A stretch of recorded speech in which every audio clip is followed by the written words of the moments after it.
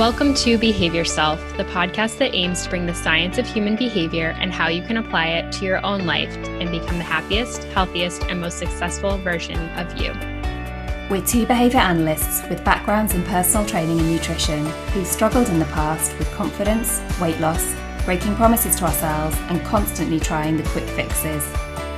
We bring the science and show you how to apply it confidently and consistently towards your own goals and how to actually create a lifestyle change. Behaviour analysis is the science of human behaviour, and we all engage in behaviours that either move us towards the direction of our goals or hold us back from living the life we desire. I'm one of your hosts, Emily McRae. And I'm your other host, Jo Wesley.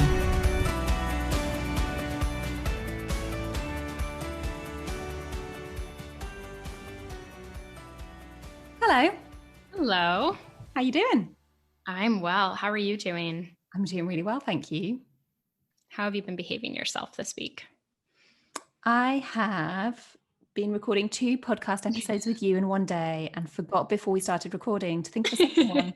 So I'm going to say the same as last time, which is I have still been making myself tick lists and doing really well, but I haven't got a second one. I'm really sorry. It's funny. It's funny how we... It is interesting how we record so many of these in one go, and they're releasing multiple times throughout the weeks. And so as we're going through, that's kind of the reality of this is us. We're real. Yeah. And and it's not like we're changing up our goals week to week to week. So we really are working on behaving ourselves on the same things all the time and drinking more water and eating more veggies. I mean, you guys are going to be sick of hearing it, but I'll let you know when I'm not behaving myself with it, but my goal is to continue behaving myself with water and veggies.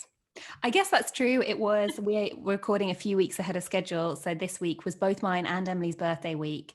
I think I had maybe 4 different types of chocolate on my birthday. So that wasn't, I think it was pretty well behaved. I enjoyed every second of it, but not as usual as drinking water and eating veggies kind of goals.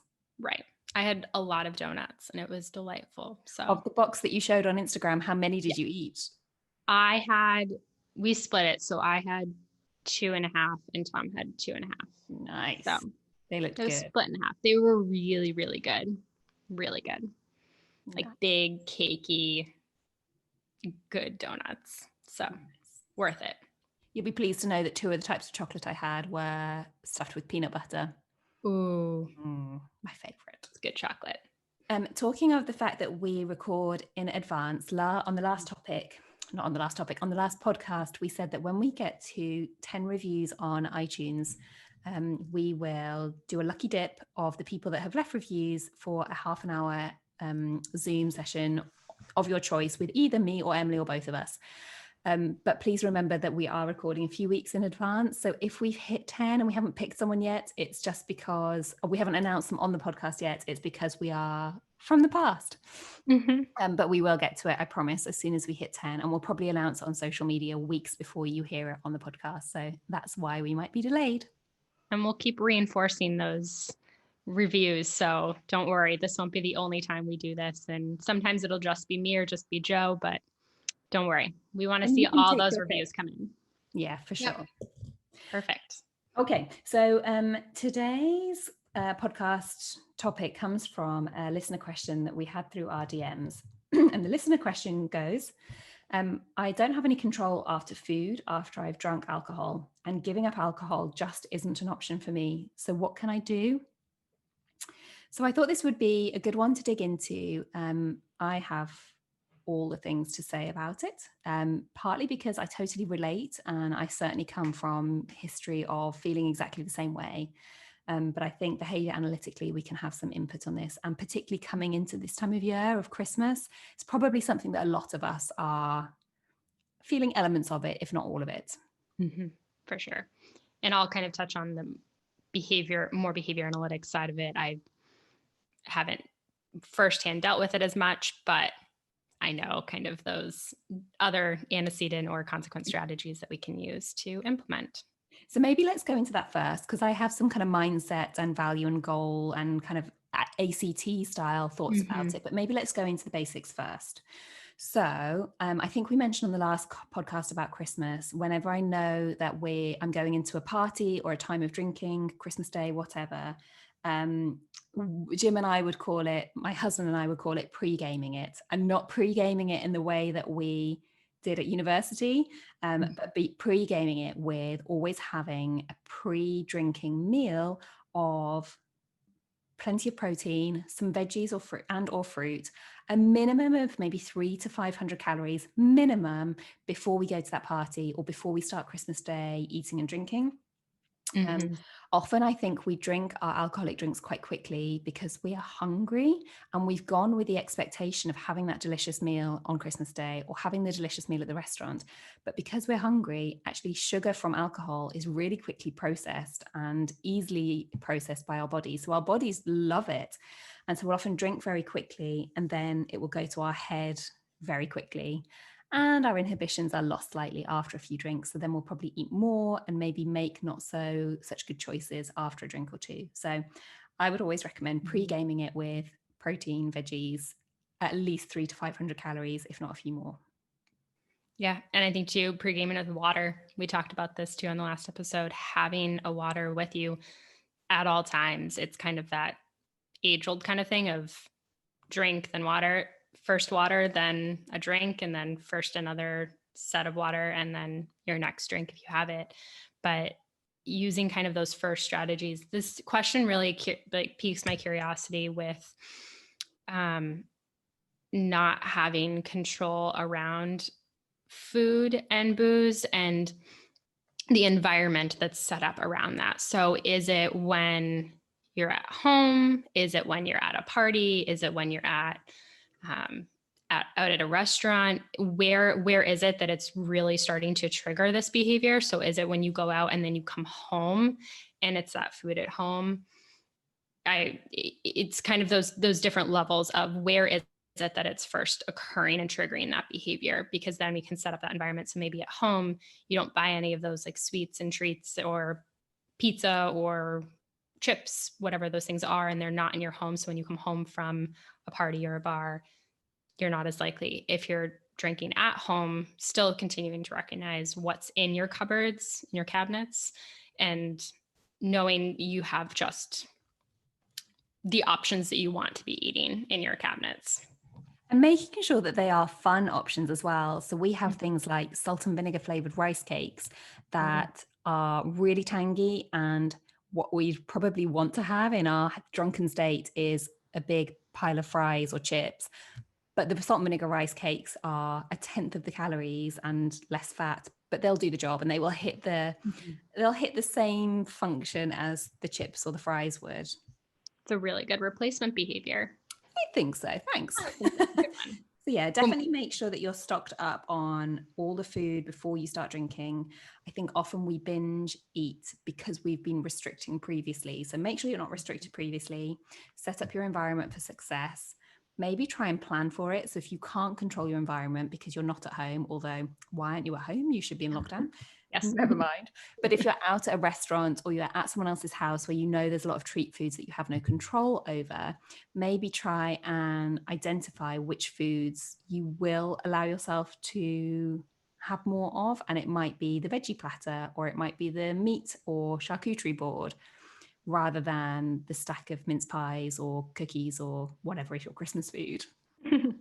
Yeah, you don't have to, again, we're probably not looking at completely eliminating this behavior at first, but looking at decreasing it. So what is that food that you're typically binging on after drinking, and what that is, and how can we either decrease it or replace that food that you're eating to a better option, like Joe said, with the rice cakes. Yeah. And then definitely, if you do want that particular food, don't restrict yourself, but have one of that type of food, one portion. So like one mince pie or one cookie or one handful of chips or crisps. And then make sure you have a delay between the next portion. So it might be that you put a timer on your phone. It might be that you go and talk to that uncle who you know occupies your time for 20 minutes, have a glass of water. And then if you want another, go back and have another. But I think we've talked about delay, distract, decide before. So have it, delay it, distract yourself with something else. And if you still want it, it's a holiday or it's a party, go back and have it. But what you'll probably find is that after you've had one and you give your body and your stomach and your brain a bit of a chance to catch up, your body will realize, oh, I've had enough and I feel satisfied and I don't feel restricted and I am physically satiated from the calories. It's enough. I don't need to go ham for the rest of it. Mm-hmm. Perfect. And I think too, looking at prior to this whole situation, why or when you're losing that control in the eating and drinking process, where is that kind of tipping point? And if there's maybe some reminder you can set in your phone, like, hey, future self, I know this is a struggle, set it for midnight if that's typically when this is happening, and kind of give yourself those visual written prompts and cues of, this was your goal you're trying to work on, remember XYZ, or write yourself a note on the fridge door for when you come home, and doing some kind of those antecedent strategies, but to your future self, because you're aware of this situation, you're reaching out to us, you're commenting on this, so you know that it's something that you're working on. So setting those, like, in that state of not out of control, reminding yourself what your goals are. For sure. So then getting on to more of the kind of mindset goal type stuff, I tried to reframe it to myself. So I think most of the people that listen are either behavior analysts that have worked with children or parents, or children in your life. But the person that sent us this question is obviously seeing the lack of control around food and booze a harmful behavior in some way or another. So let's try and reframe this and imagine if you had a 5-year-old come to you and say, I have no control around biting others after playtime, but giving up playtime isn't an option for me. What would your reaction be? Oh, for goodness sake, no, you need, parent yourself. You cannot bite others. It's harmful. That's not an okay thing to do. You've decided for yourself that biting your friends isn't nice and isn't good and isn't acceptable. You've decided that eating 12 bags of cookies after drinking is also not acceptable. It's time to parent yourself. You would be shocked and horrified if a child said something similar. And I'm not saying I'm shocked and horrified by what you've said. I've certainly felt the same in the past. But let's get some perspective here. Mm-hmm. I think that's a really good comparison to make. And you do a really good job of that, of kind of switching the perspective of looking at it from an adult to a child, because we're always so focused on children's behaviors, but then our behaviors are either okay or allowed because we're adults, and it's, well, I'm an adult, I can do whatever I want. But if a child were to bring up this statement, you would immediately take action and figure out, well, why is this not an option to give up? Yeah. I often see memes along the same lines of, like, we expect our children to be this and that and the other, and yet we're so relaxed with ourselves. We need to give children more slack. And maybe we do, but also we need to parent ourselves a bit more. For sure. Going back to the statement as well, I wonder if there's a bit of a self-fulfilling prophecy going on there, or if you've read Carol Dweck's book, a bit of a kind of stuck mindset of, I have no control around food. Well, and so it is, like you said it, and so it will be. Why don't you have control around food? Like, you can, like, if you have no control around food, I mean, there's a pathological name for that. What's it called when someone just can't stop eating? I can't think of the name. No, me neither. Never mind. Like, you do have control around food. You don't brush your teeth at 10 o'clock at night and then go back to the cupboards and start eating a 3-course dinner. You do have control around food, but you've given yourself that verbal statement of, I have no control around food. And then, so it is. And it would be really interesting then of, if you put up a thought experiment, or did a thought experiment of giving yourself, say, 3 glasses of wine and filled a room that you're locked in full of foods that you don't like, would you still have no control around food? Probably not. You'd probably be able to resist the food that was there. And so, are you setting yourself up for a self-fulfilling prophecy? Are you restricting yourself so much with foods that you really do like that when you lose slight control, you then have no control over them. Well, then we need to look at your management of foods that you really love in the day to day, and maybe you're being a bit too restricty. And yes, I think restricty is and should be a word. And reframing that verbal behavior you're having around food and booze. Yeah. I think it's the story that you're telling yourself, and bringing up Carol Dweck's Mindset. Amazing, amazing book. I can't recommend it highly enough.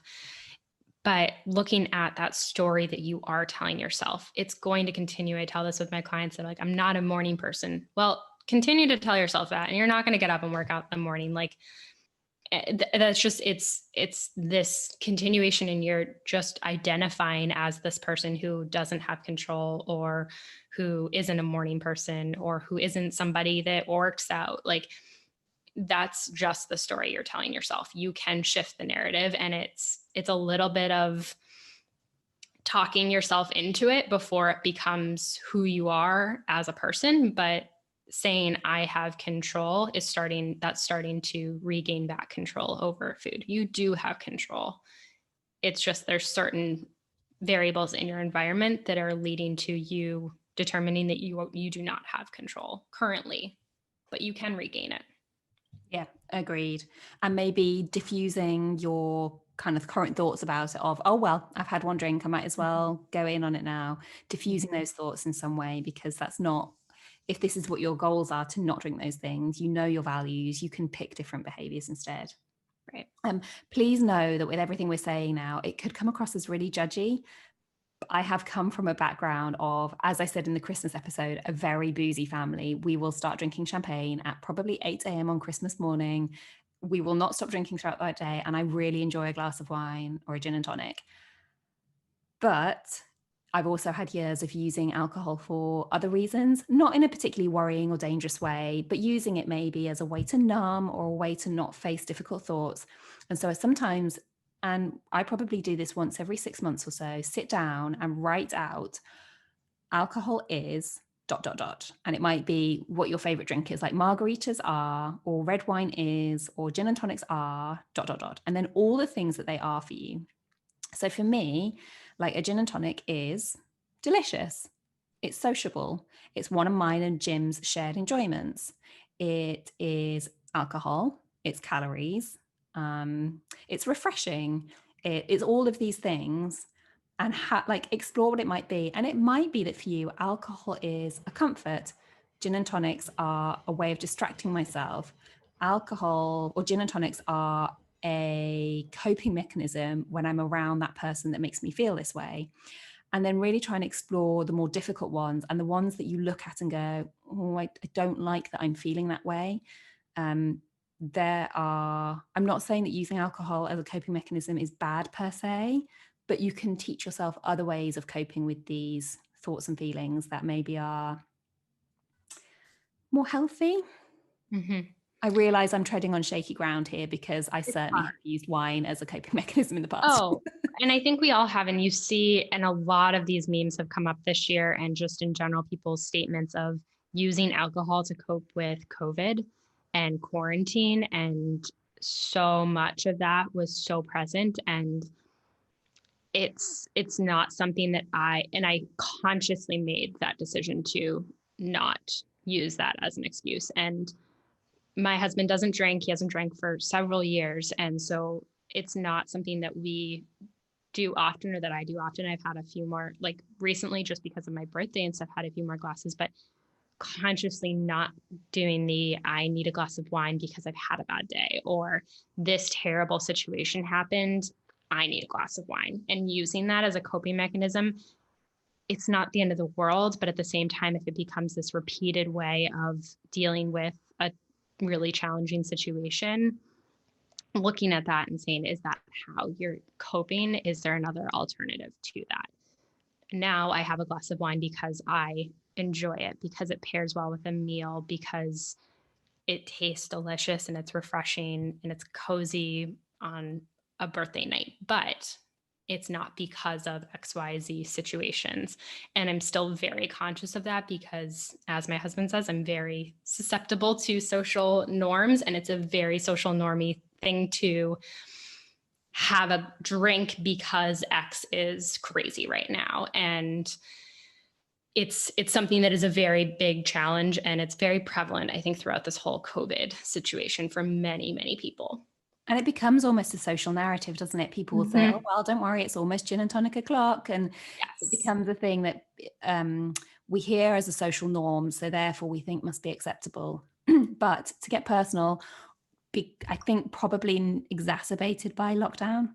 One of mine and Jim's best friends is currently in rehab. He's going to be there a while.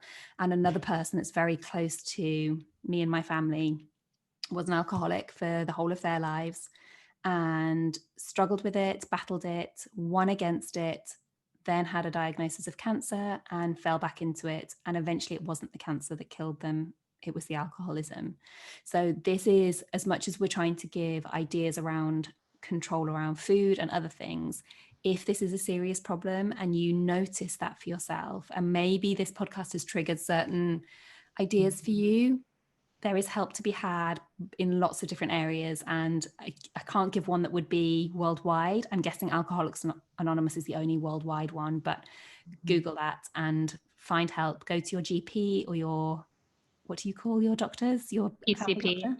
PCP, primary care physician. Go to your PCP person and seek help there.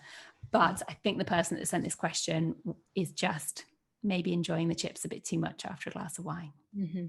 Yeah, it's definitely one of those things that if this has brought up something for you, reach out to somebody that you care about or that cares about you. Yeah. Something that Jim and I do at least once a year, we'll do dry January, and not because it's a thing and not because it's a social norm, it just happens to be a perfect break. All of my family's birthdays are in November and December, and then we have Christmas. So November and December tend to be fairly boozy. And so we'll have the whole month of January with no alcohol, and often kind of then forget to have a drink until mid-February, end of February anyway. But I think having a few weeks off booze at least once or twice a year is a really good thing for reframing your relationship with alcohol and reframing what your body can tolerate and what the way that you appreciate it. So after having a few weeks off alcohol, I can't tolerate quite so much. And so one glass of wine is more than enough, as opposed to at Christmas time, I can drink an entire bottle of wine and it won't touch the sides. I'm not proud of that, but it's true. I also then really appreciate one glass of wine and it will last me the whole evening and I'll really enjoy it. Whereas, as I was saying, at Christmas, we'll start with champagne and I won't really even, I will appreciate it, but I won't be aware of like, oh, I should be really enjoying every sip of this. And I think if the idea of having a month of alcohol worries you, scares you, or you just think, I just couldn't do it, maybe dig into that of why you couldn't do it or what would the barriers be there. Because I think it's a really healthy thing to do. Yeah. And you can start with, if it's you have something every single day, decreasing it by like 1 day a week, you just don't have anything, or just decreasing the volume of it. There's different ways to go about it where you don't have to just stop altogether for the month at first, if that seems very unachievable for you. Yeah, it's something that certainly Jim found really hard at first. So we found lots of really good alternatives. So good replacement behaviors. So yes. Like alcohol-free beer, alcohol-free gin. There's loads of different options out there now. And my parents have hopped on board and they get really excited about, I think they have, I think you guys call sparkling apple juice cider, but in the UK cider is alcoholic. So you can get We have both. Okay. We have alcoholic cider and then sparkling cider that's non-alcoholic. Yeah. And there's a lot of non-alcoholic drinks coming about. I've noticed. I get them because I'm part of like the triathlon stuff on Facebook, but I get the athletic brewing ads on Facebook a lot. And it's just a non-alcoholic beer. It's got a pretty can. I can't drink beer, but I could probably drink that. So yeah. Top tip though, if you ever want to get sucked into the trend that's kombucha and you don't want to spend an entire mortgage, just get some sparkling water, tip vinegar in, and like you're set, because it tastes equally disgusting. So don't waste your money. Now we know Joe's perspective. I know, I went to a fancy cafe once. I was like, oh, like I'll treat myself to kombucha. And it was like £7 for a tiny bottle. I was totally bricked. Yeah. Yeah. Okay, I think that's all Wonderful. we have time for. Yeah.